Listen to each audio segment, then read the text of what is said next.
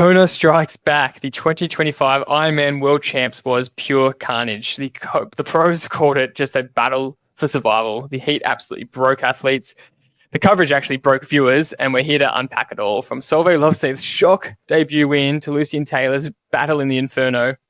We're going to discuss it all. Plus, it was Melbourne Marathon weekend this weekend, so we'll be reviewing my own race. And Dad, it's been an absolutely packed week all around. The Ironman World Champs, Lombardi in the cycling with Pogačar riding in his first race back in the World Champs colours for the second year in a row. Instead of this is World Champs happening in Wollongong right now, this whole next 4 days. And the Cycling Masters World Champs is happening in Australia as well, which we'll get to all of that. So it's a pretty jam-packed schedule this period. Can't wait to get into this, Jordy. There's lots to discuss. Whoa. Kona strikes back again. What an intense day. It was, all the pros just spoke about the heat just being absolutely brutal. It's particularly brutal, and it always is, but particularly brutal, and it been a battle of survival. I'd love to see some stats over since 1980 about how the temperature and the humidity changes, because every year I don't just feel that people are always saying that was the worst conditions ever. Yeah. So does it mean that it's naturally going up in temperature and humidity? But there are some years where it's been really good conditions, but I think this was a particularly hard one. But I think that's one of the key topics that we want to discuss is the respect for this particular event on this particular course.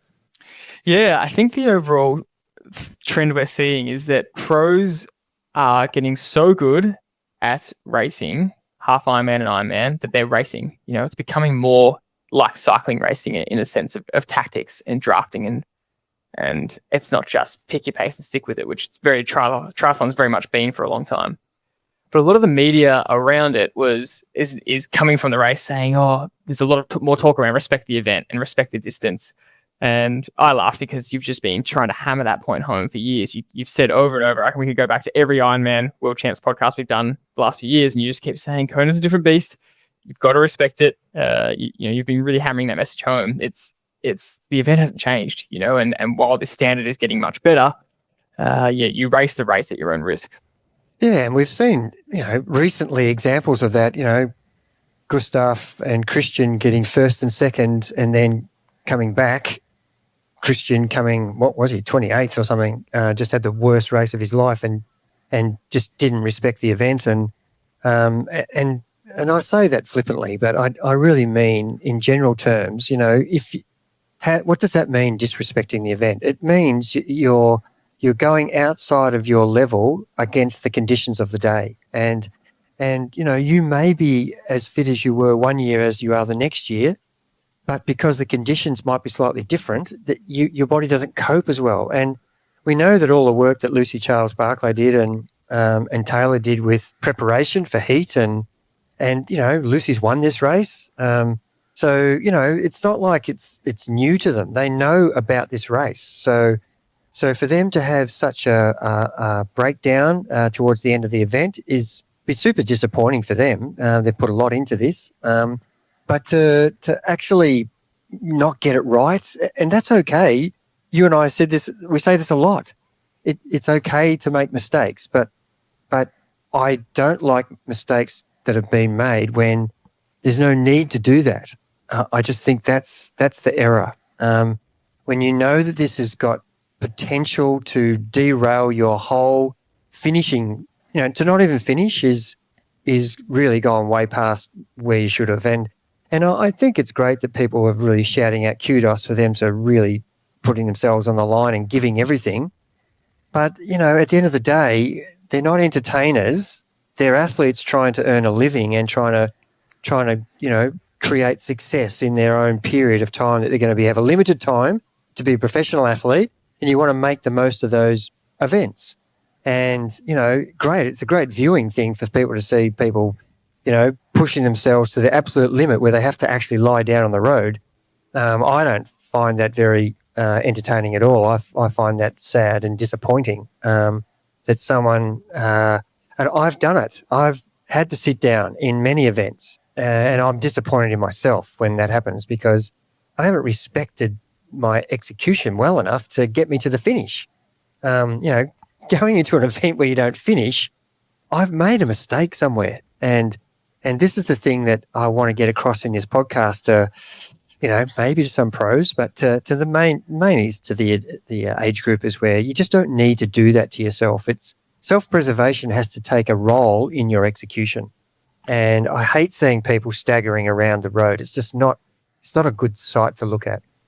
Yeah, to be clear, you're not saying, DNFing was the wrong call. And I want to talk about, Reece making the call to take Lucy off course a bit later, because I think that was an incredible decision. But I really liked Taylor's comment after the race where they were asking her if she had regrets. And she initially said she didn't have regrets, which we thought was, I think it's not quite the right wording. I think it's okay to say, I do regret that decision. It was potentially the wrong decision at the time. But I liked what she followed up with, where she said, I made the best decision with the information I had at the time. And I think she was so well prepared that, she was measuring her temperature to the absolute point and her race plan was to keep herself under heat control. She was as well prepared as she could be for that, which I think is very, very impressive. She took that to that extreme. But she said at the time, the way I was feeling and the way I knew I could run and what was coming, with all that information, I thought I could handle it. Turns out my body couldn't. She didn't know that. I think it's a really, really clever and just mature way to look at it, to go, look, I made what I thought was the best choice at the time, and she's not going to regret that when she did think it was the best option. Yeah, and we've got to be super careful, because we're talking in hindsight, and we've said this a lot in our 300 plus episodes now, where it's easy to sit back and be super analytical about what happened and what should have happened and what they. But in the moment, that's the hard part, is actually knowing the signs and symptoms and being in tune with your body. And I'm not saying that she's not. I'm just saying this is, when you don't finish the race, you've made some big errors. And, I'd like to dig into that a little bit about where I feel it's not just one moment. It's an accumulation of decisions that you've made throughout the day that have led to this point. And I think a lot of people have sort of said, oh, well, Lucy and Taylor were actually started to race each other on the road when they, we know, Polani, Lucy passed Taylor and got a gap, and then Lucy started to slow down and Taylor caught back up, and they were side by side and they're coached by the same person. And so they should be prepared similarly. That was almost a thought that I thought, they both really didn't finish the race. And is there something that they've been doing in their programming or coaching or something that's actually, how can two of the most well-credentialed athletes actually not finish this race? There's a lot to try and identify so that the age grouper doesn't make the same mistake as well. And I think that's what we're trying to do here. We're trying to dissect the event so that it makes sense. Because most people will say, well, how can the professionals actually get this so badly wrong that they don't finish? That's kind of where I want to head down for a second or two. Yeah, well, it's the tale of Kona. It's been happening since its inception. We've seen that footage over and over again, and the athletes at the top have that ability to push themselves so far. I was shocked that Taylor got to the point where she couldn't feel her legs, and so she kind of just fell down. Her mind is further ahead than her body, which you can push yourself like that as an athlete, but she's pushed herself so far beyond, and that's that mental strength of you only got a couple of K to go. Let's get there, and the legs just gave out. I totally agree that she is so well trained mentally. That's a great trait to have. That even though your body is actually shutting down, you're so strong mentally that somehow you manage to keep moving forward. And Lucy was doing the same thing. She was walking through the aid stations and looked disastrous. And then she'd go back to a beautiful running style for another 2 minutes. And I was thinking, oh no, she's okay again. And then she'd stop and walk again, and then she'd start to, really struggle to hold her balance. And Taylor was the same. But it's quite incredible, the mental strength that these athletes have. And I'm giving kudos for that. But I really think that the examples I want to talk about of how you can do it at Kona compared to other events. And I think Kona needs to be separated from other events. I think as a pro, you can race each other at a lot of other events where the climate, not necessarily the terrain, the climate has such an impact. And because you live in Bali, it's just similar on the world map. It's similar longitude or latitude. You've tried to train in those humidity and temperatures, and it's quite debilitating that you can't actually, get through a long run without having to stop 10 times. Whereas if you did that same long run in Perth or in Melbourne, you don't have to stop at all, pretty much, and you can run literally 10 or 15 seconds quicker for lower heart rate. So all of these factors, they have to be taken account of for this particular race in Kona in Hawaii. Yeah. And when you go to, the European Championships Ironman, or you go to the Australian, or you go to the US, they're in different conditions and you can race differently. But when you go to Kona, it's been proven so many times the person who stays in their ranges wins. There's very few people who win that race who actually go out of their ranges by a long way. The people who go out of their ranges end up having a really bad race and finish poorly, or they do the worst thing, which is not finish at all. I did actually look up the conditions to compare, and the year 2025 this year was about average for the heat and humidity in terms of temperature. The peak recorded, and look, don't quote me on this. I did my best research and trying to use ChatGPT, which isn't always accurate, and trying to refine to make sure it is accurate. But it thought that 2015 was the absolute highest peak and a humidity around 80%. Compared to this year, the humidity was more around lower 70s percent. Every single year, it's somewhere between 70-80% humidity and within a range of 5 to 8 degrees of temperature. But yeah, the highest recorded above 2025 in this list are 2015, 2018, 2019. So that's interesting data as well. Yeah, it certainly is. And look, different aspects of the course, like the Energy Lab has a different temperature. And when you're on the main, the highway, you certainly have periods where there's no wind when you're in the dips, and when you're on the highest points, you're getting a little bit of the breeze because there is a definite sea breeze, especially for those who've experienced the trip from Harvey back to Kona. It's a brutally tough headwind, and that's the cooling effect you get on the bike, which is when you get off the bike, you all of a sudden get that realization of you are in an oven. When you're on the bike, you're getting that breeze cooling your skin. You've got this cooling effect because you're going so fast. You're going 30, 40 Ks an hour, the majority of riders, whereas as a runner, you could be running between 10 and 20 Ks an hour, which you're getting far less cooling from the actual natural surrounds. So you tend to overheat quicker when you get less cooling. The cooling effect on the skin surface is phenomenal, and it's super important. That's why athletes are always trying to keep their core temperature down by dousing their body in cold water or ice. And so I think, as I said at the start, the conditions are always going to be tough, and you have to respect that. And so I think you need to think about your bike, your swim, bike and run differently at Kona than any other event. That's my main point. Yeah, yep, it's brilliant. And that is definitely the limitation with getting some average data, because it's just an average of the day and the location. But on average, if it's slightly higher, the Energy Lab will be hotter in general and down, but there is limitation there. I think what you're talking about with the staying in the ranges, and we'll get to the athletes that did that, is so critical. We saw it last year in the men's race at Kona. The exact same carnage happened. There was so much talk pre-race about racing each other, and Sam Lalo went out to set the fastest bike course possible, and then the rest of the pack wanted to give him as little possible time on the run, and so they rode with him, and half the field overheated and capitulated, and the winner, Patrick Langer, stuck to his own race. It was the same as Cat Matthews this year, so we'll talk about that. I just want to touch on the Lucy and Taylor blow up in DNF. I've seen a lot of talk around what happened or trying to understand it. I think they've been pretty clear in their interviews, and it was pretty clear visually, like they overheated. Often as athletes, we try and look for all these complicated reasons, but it's simple as that. Their body overheated in the conditions. Now, they would want to be working out with their coaches and their team where that happened. Did it happen on the bike? Was the bike fractionally too hard? Did it happen in sections of the bike where they held too high power for a 30 or 40 minute block and that put them into the red zone? was the bike actually okay? It happened early in the run. So that would be the next level of dissection. But it's quite clear that, the body was overdone at some point, and you'd just like to know, where that broke down for them.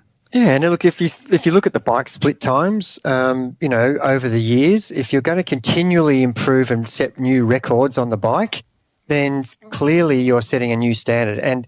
And at Kona, if you are going way above your level, it is a triathlon. Remember, if you're riding too hard, it's going to have an impact on your run. We know that whether you're at a normal temperature event or whether you're at Kona, but you still need to respect that, I can't actually do the ride that I want to because it will affect me at Kona because of the temperature. And if your temperature is rising slowly on the bike, and I think Taylor had measurements of that all the way around the whole course. She was measuring her core temperature, but don't underestimate, how riding a little bit harder here and there is going to raise your heart rate. If you're averaging 165 and you normally average 158 as your heart rate for 180k, that has an impact down the track. You can't just drop it by slowing down. You've actually got it to a level already where it's not going to drop very quickly because the temperature won't allow it. So this is a point I really wanted to hone in on because I want to talk about the bike times, but the actual breakdown, because a lot of people will just look at the end result of the time and say, draw conclusions from it. So the first conclusion might be they're riding really fast. They're riding as fast as they ever have, 431, 432, 433 for the bike. But you can't just look at the end time and decipher whether they overrode or not, because how they got that time is really, really important. So in 2023, Lucy still rode a 432. And so she's ridden a 433 here with a 1 minute penalty. I think that's right. And Taylor in 2023 rode a 434 and she's ridden 431 here. So they're within their range. They haven't completely overridden. The rest of the field are still in the 440s and below, essentially. So yes, they're riding a lot quicker. But Lucy, basically up until the marathon, was identical timing to her 2023 win. She's from the exact same time. She rode the exact same time, yet still overheated. So it's a really important point to remember that how you got that is really important. So if we had access to the data, that would be really cool to see. Was her best 20 minutes way above what she did in 2023, and that overcooked her? Was her best 60 minutes way above because for trying to catch someone or stay away, etc. And we just don't have access to that data, but we do have access to Solvay's power data, and her best 10 minutes was only 20 watts above her average power for the whole day. So that's a really, really good piece of data, that she was barely going far above her average for the day, and it was only for 10 minutes. So that's a really good sign that she rode evenly and consistently and backs up kind of how she performed the whole day. I think that's really, really cool data. And Patrick Langer is another example of that as well. And Casper at Nice was another example of that. People staying in their ranges on the bike so that they can actually run quite well. And we don't have the data. So, but I can imagine, like when Lucy got that 1 minute penalty, she would have had to try to bridge back again and try to get back in the race. So there are things, how you execute, that's one of the things that we would analyze in our coaching program about athletes. We've said many times an athlete could average 200 watts if that was their goal and they've ticked that box. But when we dig into it, they rode 50% of it at 250 and 50% of it at 150. They still got 200 watts. So there's different ways to measure how the effort actually played out. And I really believe that if we dug into the data, we would see, sections where they're riding too hard. And remember, a lot of the times in most of these races, they're in a group situation, so they're getting a lot more recovery, whereas these girls were quite alone. They were riding, pretty much majority of the ride by themselves. And Solveig, by the time she got to halfway, there was no one behind her. So, she pretty much rode the whole course by herself. And, she's actually stayed in her ranges and run the similar way, but it's just the people in front of her have faded. So it's didn't finish.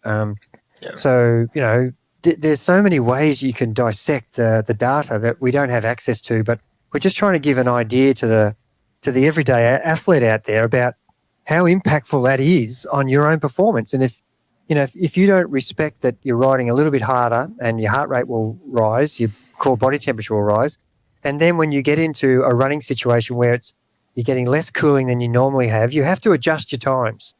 And so you have to adjust your running times down. And I think Solveig was still 6 minutes slower than her PB marathon time from her last Ironman. Would that be right, Jordan? I think she ran 2:48. Yeah, 10 minutes slower she was. She ran 2:46. Yeah. Yeah, 2:46, and she's run 2:56. Yeah. So that's a great example of someone who's not trying to run any faster because they've got a really good. Well, I'm presuming she's got a really good understanding of what her limitations were on the day. She actually executed the best out of everybody. That's why she won, because she really, I think, we know that in other Ironman she could run 2:46, yet she didn't run at that pace. And so, they're examples of what we're talking about. So as an age grouper, if you go to the run in this race and expect to run exactly the same pace that you have in other races, you're going to get caught out. And, that might work for a really small percentage of people. And there'll be people out there listening say, well, I did do that. Well, I would say kudos to you. You're in the few % that can do that because there's ample evidence that we've got that you and I have looked at that people just don't run the same in the marathon that they do. Ironically, we had 2 Trivelo athletes last year in the male race who competed within 3 minutes of their qualifying time in the race overall. Super impressive. Yeah. Yeah, and that's really great preparation, but great execution. They executed to a T. Yep. And look, so far Lucy's come out and said that everything seemed to be on track. All nutrition, all effort felt the same, and there was no evidence of feeling overcooked. And so sometimes that can also happen. We do have to acknowledge that for some reason on that day the body didn't respond well. Something slightly off in the tape or whatever. For some reason, just same power, same output. Body didn't respond as well in that, and that is the nature of Ironman. We talk about that all the time. It's a freaking 9-hour race. Stuff is going to happen. Like it's hard to get it absolutely perfect, or maybe it was that that the 10-minute peak power was through the energy lab when it was the hottest, and that was a mistake. So yeah, we're just trying to point out these reasons that it could have been, and just a broader way to think about these things. Another example could be, look, when Lucy caught Taylor, it happened to be on Palani Hill, and I think that was unlucky, and some people might have said, no, that was good because she was able to get past her really quickly. But she could have actually accelerated up that hill too much, and that could have been just the tipping point from the accumulation of other things where she's had the time penalty, tried to catch up, et cetera, et cetera. All these little 1%ers, they all add up to a point where it could have been the last straw. She's made this big effort up Palani to pass Taylor, and that could have sent her over the edge, and there's no coming back from that. And then when Taylor caught back up, they're both competitors. We talked about that earlier. They could be pushing each other a little bit too much there, and that could cause them both to be blowing up, where one's not going to give. Obviously one was running slower than the other. That's why they got past. And then for the other person, Lucy, who's now in front of Taylor, slows down enough that Taylor actually catches back up. And Lucy's competitive nature is she's not going to let her go this time. She's going to try and stay with her. So all of those scenarios could have the impact that they both blew themselves up by competing against each other.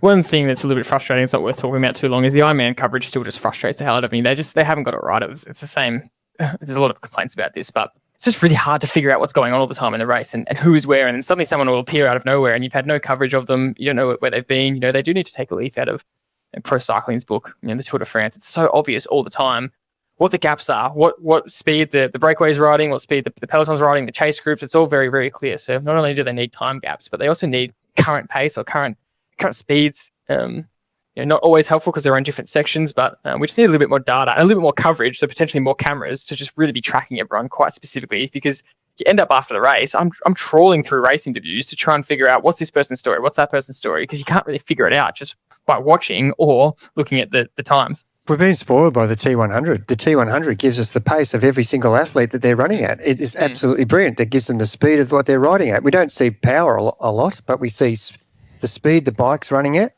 and the pace the athlete's running at. And so, look, the example I gave of Taylor and Lucy racing each other on that marathon, I just had flashbacks of Gustav and Christian doing the same thing to themselves while Casper dropped off. And then those two blew each other up and Casper waltzes past them to win the race. Yeah. That the same scenario happened, and that wasn't even at Kona. That was at Nice, where it was still very hot, but not the same conditions. So an example of professional athletes racing each other, and I'm not saying don't race. That's not what I'm saying. I'm just saying you have to be very careful about risking going above your pace in a marathon in an Ironman. And it's such a fine line for the two athletes going for the world title. You'd argue that if anyone's going to race, it's them. But even then, they're treading such that fine line the whole time. And I love what you spoke about before about different conditions. Around the world, we're seeing more and more Ironman athletes be able to actually race each other with tactics, and they can just get away with it. But you're treading such a fine line. They're going for a world title just that little bit over, and look at the result. It was just devastating for their bodies. But I want to focus on the winner, Solveig Lovseth. You'd be forgiven if you don't know much about her, because realistically, she's 26 years old. She's only done 9 long course races in her career so far, and more than half of them were this year. She did one. Her first 70.3 was in 2023. She did 2 half Ironmans in 2024. She debuted in the Ironman this year. She's done 3 this year, 3 Ironmans this year. And so her first was this year. She did 1 more in preparation, second at European Champs, which is a pretty incredible start to her career. And then debut World Champion. She hasn't come from nowhere. She's been part of the Norwegian group. She's been an ITU athletics successful ITU athlete, part of the gold medal mixed relay team, part of that Norwegian crew and crop that have come through. And wow, that's a domination. First, second, third in the men and first in the women's. But boy, what a debut and what an execution.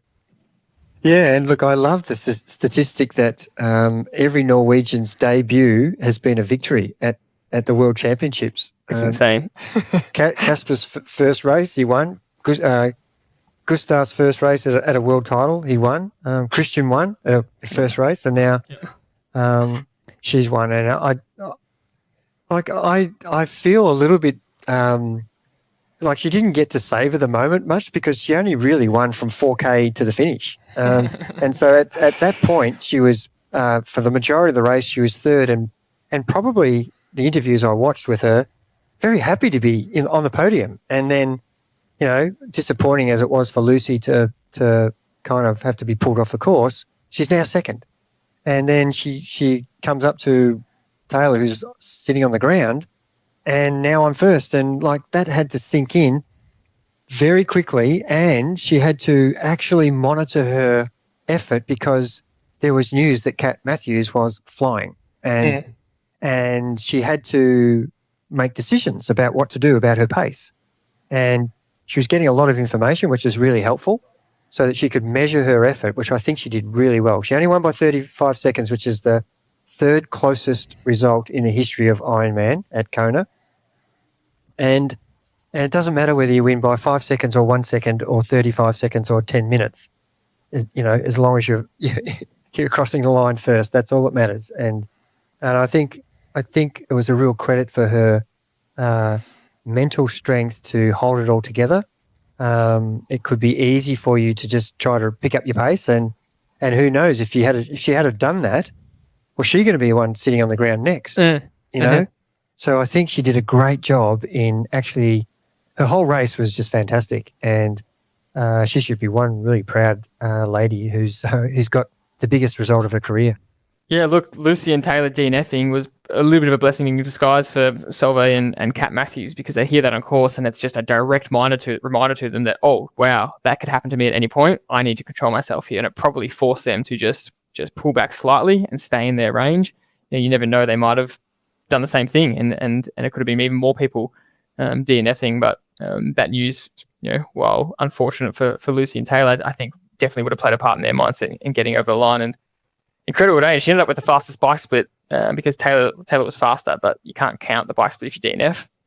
So that's definitely the fastest bike split. And the point before, you said, her riding solo, she spoke about pulling a turn around halfway. And this is the part I love. And I've heard pro athletes talk about the fact that when you pull turns, it becomes slightly over underriding, because you go to the front and you're expected to keep the pace up and pull your turn, and that requires more watts from you. And I'm interested to know your thoughts on this. But it seems like she went to the front and just pulled her own power in her own range of what she could hold. And it just happened to be that the others couldn't hold it. It was too strong for them. So she turned around, waiting for someone to come through, and there was no one there. But that's how to stay on the front. I would say in a triathlon is don't go over your range just because you're on the front. There's no one's asking you to do that. That's your choice. Don't blow yourself up for the sake of the pack. Stay in your range and just do that. It's not a team's time trial, and if you end up on the front, you should not be doing anything different. That's, my job is now not to pull this group of people along, unless you're chasing someone, unless you want to be part of that chase group where you are actually trying to make inroads. If that's the decision you've made, that you want to make inroads, then sure, ride to the top of your range. But that's got consequences, and we know that. But if you're at the front of the race already, I would be questioning why the hell are you at the front. But you could be saying, well, there's some really good runners back there, and I'm not as good a runner as those, so I need to strategically keep the pace up. So there are some tactics that you need to think about, but generally your whole mindset should be to do the least amount of work in that situation, a la Patrick Langer last year. And I think if Solvay's pace might have been too good for the people that were with her, and they may have made good decisions, Jordan. And I think that's important to understand as well, that they made those good decisions to drop off because that was a pace that they couldn't sustain. And I think Kat Matthews, when she got the news that she was now second and chasing down first, she just threw everything at it. Oh, I just loved the way she was running. It was absolutely brilliant to watch, and I'd love to see her last 2 or 3K. Oh, my goodness. She was flying. Watching it on telly, it was super inspiring. And I was thinking, Solvay, you better not just be high-fiving people because she is coming. And I was thinking, oh, God, you're on the podium here on the finish line ramp and you're walking across the finish line. I'm thinking, she's literally 30 seconds away from you. That's like a nightmare I'm having at a dream when I'm trying to get myself across the finish line, but I don't quite make it in a dream. It was pretty interesting. I just loved that finish. That was great. We have to give Kat her kudos. Just a controlled, composed race where she stayed in her lane, and she spoke about taking inspiration from Patrick Langer and just running your own race and the nature of the race. And you can't cut yourself out. And she admitted that she kind of thought coming out of T1 that she's a bit too far back from the pack and maybe it's not her day. But you just can't let yourself think that because the day is so long and anything can happen. I do want to start with a bit of a quote that she said, which is really what you were talking about the whole start of this episode. She said, "I feel quite passionate about the seriousness with which we should take the heat. I'm not sure we take it seriously enough." And it was kind of what you were talking about at the start, where it's really quite dangerous, and you don't want to get into that position where you overcook yourself, and we don't want it to be for the sake of entertainment, athletes going that far. It's going to happen. It's just the nature of the race. It's absolutely brutal, but her controlled execution, it's like the classic tortoise and the hare. She just stayed as the tortoise and kept going along at her pace, and she ended up 35 seconds away from the world title. I think it's a great story. I'm such a Kat Matthews fan. I think she does everything really well, and she really emulates our philosophy, which is probably why I like her so much. But I like her personality. She's so happy about being able to compete at that level, and has great gratitude, which is what we really push and emphasize in our podcast. But she's a great competitor, and she just wants to stay in her ranges, and she finds it hard to believe that she can be so far behind when she feels like she's quite a good, talented athlete, yet she's literally 15 minutes behind. And she's saying, oh, I'm not part of it. I'm just not part of the race anymore. And that was the disappointing thing she was thinking. And she said it's been in a few races it's happened, but she's not part of the race, and all of a sudden she wins or she's second. And the one thing she was saying is, I've learned that I just stay within my ranges. The reason I'm not part of the race is because they're not that much better than me, but they're riding outside their ranges, and it will have a consequence eventually. It may not mean that I can win, but I will still be competitive if I just trust the process. Yeah, the other part we love that really represents kind of Travello principles is her coach, put out some really interesting data on their programming, and she does no fast running. Now, what was so interesting about this, we speak about this all the time on the podcast. You don't need to run fast to run well. She's running really, really well. She's running unbelievably. A 2:48 run course record marathon in Kona in that heat. Unbelievable. I was watching the run unfold post marathon, feeling because it was the middle of the night for us. And then by the time the run leg started, I just finished the marathon and I was just feeling, I could barely walk and I was feeling pretty sick. And I was watching Lucy DNF, like, oh, I feel it here. Like, I'll just run it fresh. You guys are trying to run the marathon off the bike. It's just, you can't believe Kat's running 2:48 off the bike there. She looked like she was in a different race. Yeah. The way she was running down Polani, oh my goodness, I thought she was going to fall over. She was running so fast. She must have massive DOMs on her quads after that. She was flying down there. I think she caught about 2.5 minutes in 1.5K. Yeah. And Solveig wasn't running slow. It was, It was super impressive. She would probably, look back quietly, privately, saying, "Oh, maybe I could have started a little bit earlier there." But I don't think she's got it. When she had the interview, she had no regrets. She was super happy.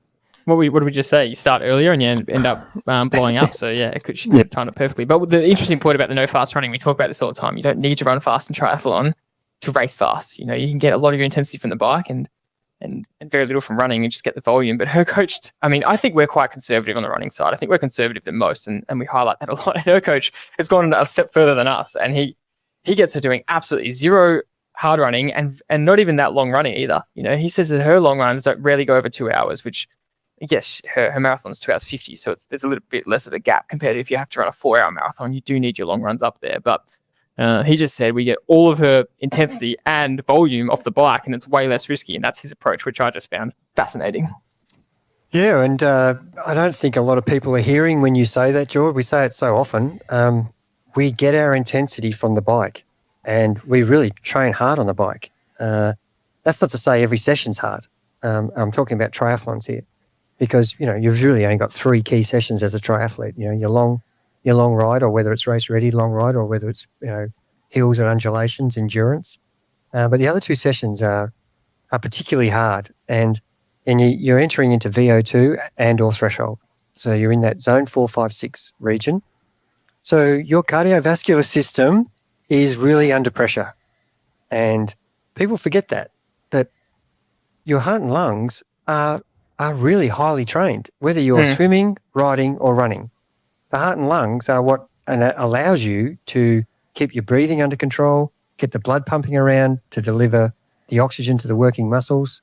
And if you're doing that as a rider, as long as your skeletal system and your muscular system, tendons, ligaments, as a runner are strong enough, you will be able to run as fast as you want, because your cardiovascular system isn't the limiter. Normally, that is the limiter. You can't keep the breathing up, supply the oxygen fast enough to running fast. But if you're getting that from swimming and from riding, all you need to do is have a strong, robust skeletal muscular system to allow you to run the way you want.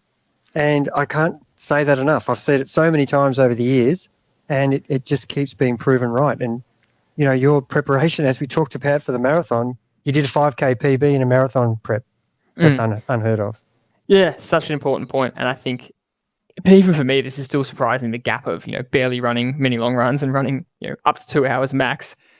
You still have to have the musculoskeletal strength and adaptation to run for 2 hours 50, which is what she did. That's still a big gap. So that's still so surprising. We know that the pros nowadays have a really strong strength and conditioning program, and that would make a big difference as well. But she just must be very well trained to be able to do that and step up without needing those long runs. I think that's a little bit of an anomaly. I don't think many age groupers could have that extreme gap, but it is very interesting nonetheless. But the last point I wanted to touch on her, because I just thought she was brilliant in her post-race interviews.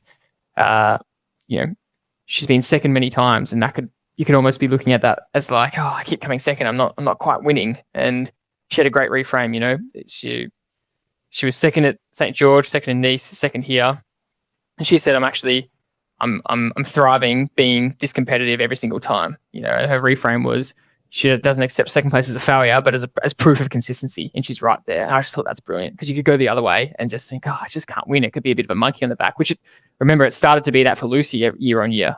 She had a lot of the same thing, and it was starting to become a bit of a monkey on the back. And what's the curse of Lucy? She just can't win. And that's just the poor way to look at it. You're right there. You're not very far away from winning, proven by a 35-second gap. Yeah, that's the way you should be thinking of it, not the half glass empty. Half glass full is far out. every time I'm second or third or fourth or fifth, I am so close to knocking on the door of my elusive victory. And I can talk about Wout van Aert. He's had 200 seconds. Peter Sagan had 250 seconds plus his 100 wins. You know, add them all together and you're on the podium 300 or 400 times. It just, every time you're racing, you're an opportunity to win. And not everybody can win every time. So I think it's a great attitude and it's the way to think about it. You know, I'm performing well. I'm happy with my preparation. I'm happy with my execution. There's just someone better than me today. But I can work harder now to try and do that. And she will have some breakthrough periods, you watch, because of all this. It's almost like an apprenticeship she's doing, getting close. And then once you start winning becomes a habit. And you get confidence from that. So I love her attitude about that. And I think that's the way to look at it. The last thing I want to talk about for the race is just the emotion around Reese pulling Lucy off course. So if you weren't aware, the big power couple, Reese is her coach and her husband, and they're incredibly close, and they have such a relationship that a lot of people look up to on social media because they provide a lot of vlogs and etc. for everyone to see. And I think that he put out a great post, which is really worth reading, where he just said, this is, we design our lives around this race. This is everything that we possibly dream of. And so, you would think that the decision might be hard to pull her off course, but he said it was the easiest decision in the world as a husband. And I think you made this point last week in the 300 lessons episode, stop putting the race above yourselves, especially for age groupers. There's always another race. And if Reese and Lucy can do it in this situation with the world title on the line, which is all they want, and all the pro athletes, this is everything they revolve around. I think if they can do it, then age groupers can do it as well. And I don't think any race is above someone's health and safety.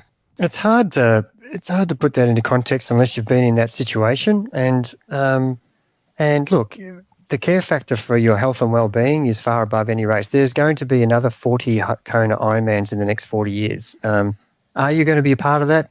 Maybe yes, maybe not. But, you want to still be a fit and healthy human being. And don't underestimate how going that deep to the well has an impact on your body and your future as an athlete. You wouldn't want to do that to yourself very often. That is going way beyond where your natural body should be put under that amount of stress and load. And I've done it myself. And I've had a situation where I've been delirious and fell off my bike. It's not a healthy thing to do. And you want to rein in your mental toughness a bit and sort of say, oh, this is a little bit going too far here. And I think I applaud them for making good decisions.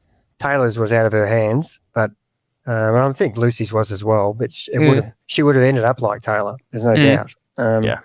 So we just want to really reach out to all the age groupers to say, look, it's meant to be a fun and enjoyable experience, and when we're differentiating here between professionals and the everyday racer.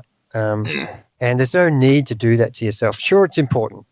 It means everything to you. You've put a lot of money and a lot of time, a lot of emotion, impacted on family. So you want to do well, but not at the detriment of your own personal health and safety. It was when I first saw Lucy stumbling around trying to get ice on herself, and she wasn't well. I felt sick to my stomach watching it. It's not good to watch. And then my first emotion when the news came through, Reese has pulled her off, was relief. And it's just like, as a spectator, you're going, oh, that's the right call. Because you just going, oh, this is not looking good, and you don't want to see it go further. So yeah, that was really relieving to see. I just remember, I think we have talked about this a bit, seeing some of the marathon races over the years at the Olympics where athletes coming into the stadiums staggering, and you just want to go, someone help them. But if someone does help them, that disqualifies them. So so there's that dilemma as well, but you just don't want to see it. Yeah, exactly right. At the same time that was all unfolding, you and I were having a bit of a fun time running and riding around Melbourne for the Melbourne Marathon. And so I was running the race and you were on your bike cutting through different parts of the course and riding around, and it was great to have your support. It was fun to do a home race with a lot of family and friends on support, but to have you ride on long sections. It's a nice open course where that's possible for some sections. Other sections are a little bit hard. You're riding in between tram tracks and that kind of thing, trying to get back up. But we're going to go through a bit of a race review for the goal race of the year and the lead up. We've been taking everyone on the journey of the lead up, and everything kind of came together on race morning. And then the last thing to do was to execute the day. And it was, as expected with a marathon, any endurance event, a roller coaster day with some big surprises that to come of it. And yeah, it was a lot of fun. Yeah, I must say, I was always interested to see how you would go in on an event that you'd never done before. And the first time at anything has always got that feeling of, I'm not quite sure about the outcome here because I've never done this before. And I said that to you afterwards. I said, look, now that you've done one, you've got that experience, under your belt. And from this point on, there's so many examples I can show you of people who've done their first marathon and then all of a sudden they're so much faster the next marathon. Then they're faster again. And it doesn't really mean that they've trained any better. It just means that they've experienced the event. You get better at things you do repeatedly.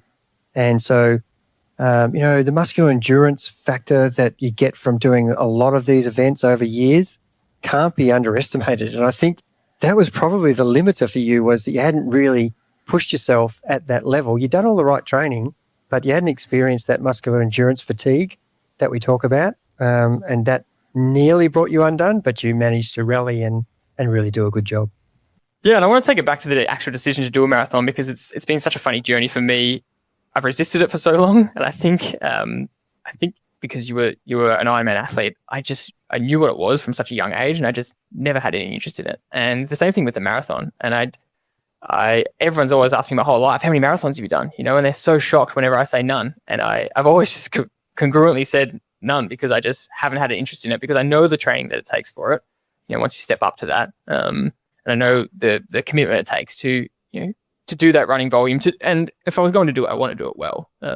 In terms of I want to run it as fast as I can.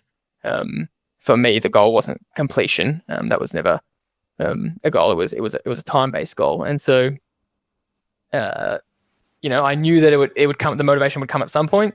And then with the running boom as well, I think a lot of people who aren't running friends would started doing more running marathons, and they go, how many have you done? What can you do for a marathon? And I go, hasn't interested me. But then, yeah, something finally clicked last year. I said, no, I'm ready. I'm ready for the training. I'm ready for the race. And so, but I knew we had to start early, because to make that jump from being able to do quick half marathons, well, you've got to train your body and give yourself enough time to get to that next level of the marathon. And we knew it was going to be a battle to get the body ready for the full 42K. And we'll go through now how it all played out. But we set the pace of, the goal range was 340 to 345 pace. 345 was at the bottom end and what we thought was possible. We thought on a good day could go fractionally quicker, but started out at that. And as expected, with the full taper, fresh legs, pace felt really comfortable. And first 10K was, I think we averaged 343 for the first 10K. And it was, and potentially fractionally quicker than I wanted, but made a decision because around that 10K mark, it's a big turn into a 5K headwind. And we said that if there's a pack nearby, it's worth going top end of the pace or fractionally faster to be in the pack rather than starting off conservative, which is what, our race plan is a lot on this podcast, really aim for that negative split. And so that ended up happening exactly as we said, where I actually had to run a little bit quicker than probably I wanted at the very start, to be and it was a really nice pack running well, and it was just kind of 12 to 14 people, which makes a big difference with running into a headwind, and then got into a headwind section, which was worth it. Oh yeah, it was great to actually see it all unfold, and I want to make sure that we were giving you the conservative approach for all of our predictions, said that you could run actually faster than that. But because it was your first marathon, we respected the event. We respected the fact that you hadn't done it before. And so we went in with a really conservative approach. And so that enabled you to make that decision. We said before the race, we know there's going to be a headwind on these sections, and they're quite long sections. If you have an opportunity, move to the back of a pack so that you're being protected. It's quite impactful being in a bunch where you're getting protected. And so being conservative with the running pace will allow you to have that range to run in. So you weren't going outside of your range. You were just going to the faster end of your range. And that's a really important point for the listener to understand, that we have that flexibility in that range. And and it wasn't that impacting on you. It was an easy bridge. It wasn't like you were trying to do that for 20 minutes. The pack was literally 50 meters away from you. So, so it was really good to watch you actually make that move and make the right call. The thing was, they weren't 50 meters ahead. They were kind of 150 meters ahead early on. And I was kind of looking ahead going, they're just too far away to bridge right now. But over the next couple of K, they just kind of settled, and I kind of got within 100, then 50. Then I thought, all right, it's good enough to make the move to get there before the headwind. We went through halfway in bang on pace as well. I think it was a 118, 118.30. 30. Yep, halfway mark, which is pretty much bang on pace. And I was feeling really good. And my biggest problem at that point was my bladder was full and I was busting to go to the toilet, which was quite a surprising feeling, given I didn't feel like I'd overdrank. I'd had my normal pre-race fluid and in-race fluid so far. My best guess for that was I think the intensity felt a little bit lower than I was anticipating. And I think when the intensity is higher, for me personally, I find that the adrenaline kind of gets going and gets rid of most feelings to go to the toilet. And in my training runs, it hadn't been an issue because I think, and we'll talk about this a little bit, but a lot of my training runs have been in really hard conditions. And so I found the pace a lot harder, and when you're fatigued, to hold. And so going to the toilet hadn't been a problem. Whereas in the race, heart rate was super low, obviously being fresh. So that was a bit of a factor. I absolutely agree. And I think, when you're doing it so easily, you're not needing to consume the same amount of calories as if you were under pressure. And people go, well, what do you mean under pressure? When you're training in Bali, it is such a different temperature, and you're burning fuel quicker because your body is absolutely overheating compared to where you were in Melbourne when the temperature was, 14, 15 degrees. And mainly the fluid loss as well, the big difference in fluid loss. Yeah, so you were probably consuming a little bit too much, which was probably giving you the feeling of the bladder, but we're not to know that. And you're right. If you actually overconsume, then you're concentrating on something else instead of relaxing and running properly. And I think the fact that you couldn't consume after that because you're so worried about your bladder and wanting to go to the toilet, then I think that had a detrimental effect because you weren't consuming enough after that. It was like you're having quite exactly what you wanted to have. And then because you didn't want to have any more, I was forever asking if you wanted to drink, and you weren't taking many at all. And I think that might have, contributed to the feeling when you got near the end where you might have been underfueled a little bit with some cramping and some experiences of that nature. I'm not sure if you thought that through yet, but yeah. I wouldn't say underfueled. I would say under-consumed fluid. I consumed all the food I needed. There was no issues consuming the food. I mean the hydration. All the gels, the hydration. I definitely think that would.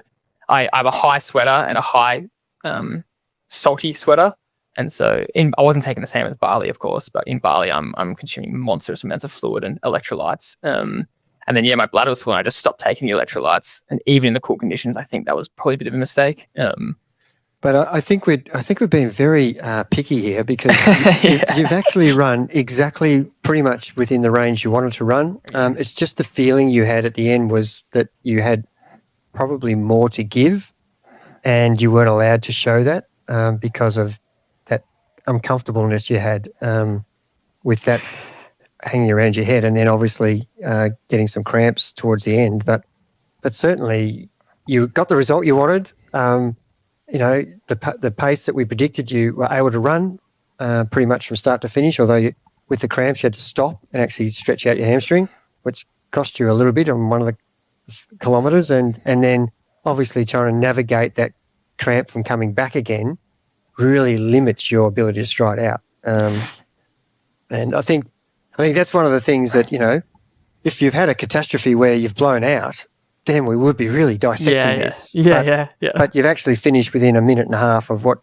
we were predicting, which I think is, I think you've been a bit harsh on yourself here. It's an unbelievable first debut marathon to be able to run the time you wanted. Yeah, of course. It was, and thanks to the actual bladder problem, went away at 28K. I think once the fatigue starts hitting in, or hitting you, I think the adrenaline part of the race hits, the bladder went away as well. It was just an interesting feeling to have that be the focus for that first part. But 21 halfway mark to 30K felt just as comfortable, and that was a really nice feeling. I was really expecting that to start hurting, and to be going, okay, now the marathon's really on, but got to 30K feeling just as fresh, to be honest. And the bladder kind of fullness went away and went, whoa, I feel way better at 30K than I thought I would. And that was really fun. And that 30 to 36K was probably some of the most enjoyable running because I was going far out. We're getting to the end here, feeling really good. And in the back of your head, you know that don't get your chickens early. You know, anything can happen. But that was such a fun part of the race to go, wow, I'm on track here. You know, as long as no disaster happens, like I'm going to hit the time goal.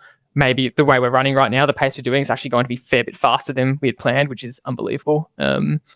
And some guys I was with started breaking away, and you saw that, and you kind of said to me on the side, you said, "Oh, will you go with them?" And I said, "No, they're just running too quick." I felt like I could have, you know, legs weren't feeling fatigued, but in my head, I just thought that's risking it. You know, you still got 8K to run here. You know, you still got 6K to run here. Don't get ahead of yourself. And I think that was, I didn't know I was going to cramp at that point, but I'm glad. It could have been even worse, I think, if I tried to increase that pace too much. And we just spoke about it with the Ironman champs. You know, Kat Matthews, she felt great at the end, but had she increased the pace too early, it might have capitulated. I might have capitulated even earlier. But yeah, suddenly kind of out of nowhere at 36K, just fully seized up, and it was just a funny feeling because I just felt so comfortable and wasn't feeling fatigued. And that's just a marathon, right? It's you can get you one way or the other. And I said to myself, because I am a cramper, I said to myself, if I do cramp, I'm pushing through no matter what. And then you say that every time, and then the hamstring just pulled me to a stop. You know, I couldn't even swing my leg around, and had a lot of thoughts go through your head at once. You know, you feel like you think 1,000 things at once. And you know, is this a disaster? Am I even going to finish? You know, what's going to happen here? But I have been in that position before. And specifically what came to mind straight away was I'd been in a triathlon where this had happened, and I'd cramped really badly the same way in a hamstring. And at that point, I just walked for 20 seconds and just relaxed my body, and then slowly built up, and then got back to my race pace and finished the race off. And it was really nice to go there mentally and go, well, that's what I can do here. I just have to relax, just reset. Yes, I'm going to lose 30 seconds on this K. That's not ideal. But if I can relax and just get back up to speed and just try and not push to the end anymore, but just try and get through this last 5K as comfortable as I can. That was kind of the mindset. It was actually really, really good to watch, and not from a point of view of you stopping, but from a point of view of getting going again. Because, you know, over my years, I've cramped a fair bit too. It's probably a genetic thing, maybe, but yeah, it's really hard to come back from cramp, and for you to really manage that last 5-6K. After you've had a complete standstill, was a real credit to you both mentally and you'd done the work, so you were able to get running again. So you were well physically prepared, and you know, you just had to concentrate on your running technique a bit more to make sure you landed each foot perfectly rather than randomly. And with the way the Melbourne course is set up, it's really almost frustrating because there's 10K runners, there's half marathon runners, and there's marathon runners all converging on each other. So you've got a lot of areas where there's, you know, other runners who are running at a different pace, getting in your way almost, and you were running up the main St Kilda Road with, you know, having to yell out, you know, move to your left, because the marathon runners were passing half marathon runners who are, you know, marathon runners are running a 1:18 half marathon split in their marathon, and these guys you're passing are 1:40 half marathon runners. So it's a really bad way they've done this race, and it's kind of frustrating when you're at 34K to have to change your stride because someone's cutting you off who's running slower than you. It shouldn't happen. But that's the nature of this race. So so it was really great to see you actually finish it off and get the result you wanted. Yeah, it was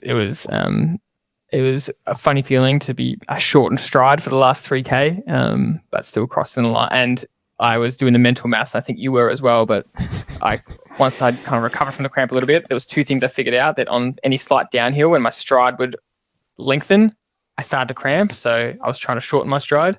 But also I got to 4-minute 4:05 pace, and I would not cramp. And if I tried to go quicker, I would cramp. So I just said, okay, I've got to finish off these last few Ks at 4:05 pace.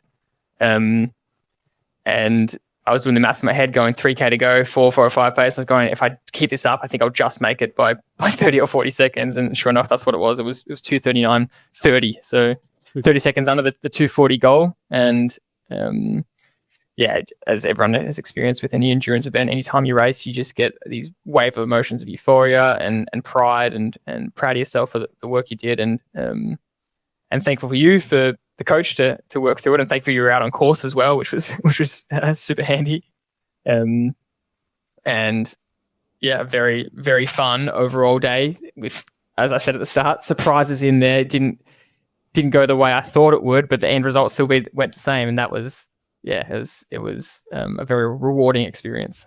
No, it was great to watch, and I had an armchair ride on the bike, and that's one of the good things on this course. You can actually ride the majority of it, so it was really good to witness. And you have highs and lows, and the fact that you were feeling so comfortable for a lot of the you were hardly breathing, and a lot of your pack were all talking, and that seems weird at 3:42 pace that everybody's in that group is comfortable, and that's how it should be. It's all relative to what you're used to, and so it was really impressive to see you not even nose breathing really, and it wasn't your cardiovascular system that was a limiter. It was more the muscular endurance, and that'll come with experience of doing it again. And we did talk straight away about will you do this again? Will you try and back up and try and beat that time and see where you can go? So it was an interesting discussion, and I'm sure the listeners will want to hear what you're thinking about next. Yeah, I crossed the line in the first 10 seconds. I said, well, I'm doing that again because I want to finish it off. But then I went through a pretty bad hour or two, it really catches up with you. It just really hit you like a truck. But then very quickly, I was very grateful for the time. So happy it had all paid off. The pre-race nerves are always, what if something goes drastically wrong? And in that split second when I cramped and stopped, I did think that, oh my gosh, if this gets worse, I did think I'll struggle to finish, because it can be so bad. So just grateful that it was just that there's a couple of instances where it really grabbed me and forced me to stop, and then was able to come back from it.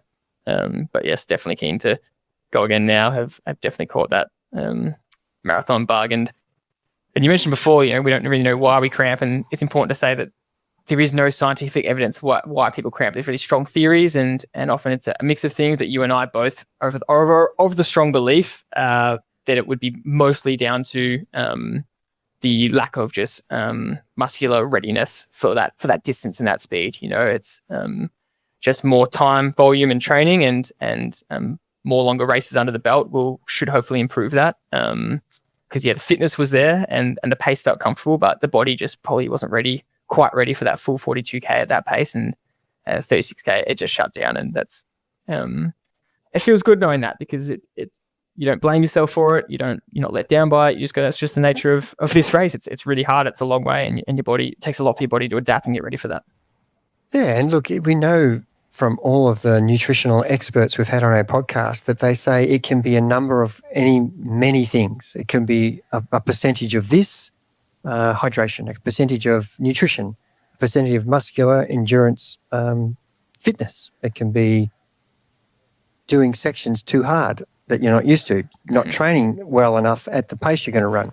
It can be so many different reasons, and a little bit of those can contribute to happening bang once at 36K. So yeah, it's important to know that you keep learning about what works and what doesn't, and you refine what you're doing in your preparation. And so it's interesting that if you're a veteran 10 marathon runner, it's highly unlikely you would experience that, because your body's so adapted to this type of endurance. So first up, this is where the catastrophes happen. First time for everybody is the unknown, and the body's never been there before. But I'm sure if you'd done some 50K endurance runs or some 70K endurance runs, some ultra stuff, the marathon becomes such an easy thing for your body to cope with because of the nature of your experience and what you've been having adapted to over years. And this takes years to get to this adaptation. And you haven't done a lot of endurance stuff, as you said at the start, because it didn't, you've seen what I'd gone through, and it didn't really interest you. And it wasn't a priority, but now it's something that you're really excited to do. And I can't wait to see how the next race comes up, and how you prepare, and how execute. Well, yeah, that's it for the Marathon Diaries for now. We'll let you know when the next one's going to be and take you on the journey a little bit. Thanks for tuning in. And to finish off this episode, we want to talk about our giveaway winner. On the last episode, we announced we're giving away a pair of ASICS Mega Blast, the epic new daily trainer. Thank you for everyone that shared the episode and supported the episode and supported 300 episodes so far.